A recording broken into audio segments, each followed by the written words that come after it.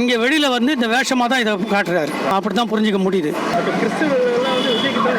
நிச்சயமாக போட மாட்டேன். ஏன்னா கிறிஸ்தவம் ஓரளவுக்கு ஒரு ஆண்டவரை ஏற்றுக்கிட்டால் அவங்களுக்கு எல்லாமே சிந்திக்கக்கூடிய திறன் படைச்சவங்க.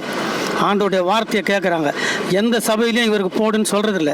ஐயா, இது வரைக்கும் அவர் கிறிஸ்தவராக நாங்கள் பார்த்ததில்லை. காரணம் வந்து எந்த சர்ச்சிலையும் அவர் எந்த இடத்துலையும் அவர் முன்மாதிரியாக நின்று மக்களுக்கு காட்டினதில்லை.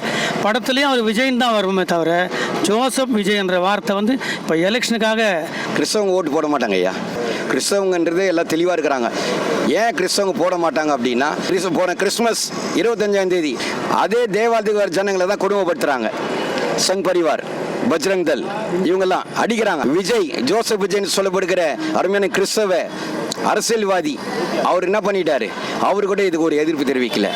இதுக்கெல்லாம் எதிர்ப்பு தெரிவிக்காத எப்படி அவர் வந்து கிறிஸ்தவ ஓட்டை எதிர்பார்க்க முடியும்? கிறிஸ்தவங்க யாரும் போடுறதுக்கான அறிகுறி இல்லை. உண்மையாக சொல்கிறேன், வீரன் சினிமாவில் காமிக்கிற அந்த 10 பேர் அடிக்கிற வீரர்லாம் அவர் இல்லை. ஓடி போய் ஒளிஞ்சிக்கிறதுல ஒரு வீரர். ஒரு உதாரணம், 41 பேர் செத்துட்டாங்க. ஏழை வீட்டுக்கு யார் போவோம்? நம்ம தான் போவோம். ஏழையாக இருக்கட்டும், கோடீஸ்வரன், லட்சாதிபதி, நம்ம தான் போய் பார்ப்போம் ஏழை வீட்டுக்கு. ஆனால் ஏழை வீட்டில் இருக்கிறவனை வர வச்சு அவங்களுக்கு ஒரு ஆறுதல் சொல்கிறான்னா அந்த எப்படியாப்பட்ட தலைவராக இருப்பார்? ஒரு கிறிஸ்தவர் இருந்தார், கிறிஸ்தவருக்காக நம்ம ஓட்டு போட முடியாது. ஜோசப் விஜயா இருக்கட்டும், இல்லை நார்மலாக விஜயா கூட வரட்டும், எங்களுக்கு அதெல்லாம் கவலை இல்லை. உச்சத்துக்காக வரல, மிச்ச மீதி எடுக்கிறதுக்காக வந்திருக்கிறார். இதுதான் என்னோட கருத்து.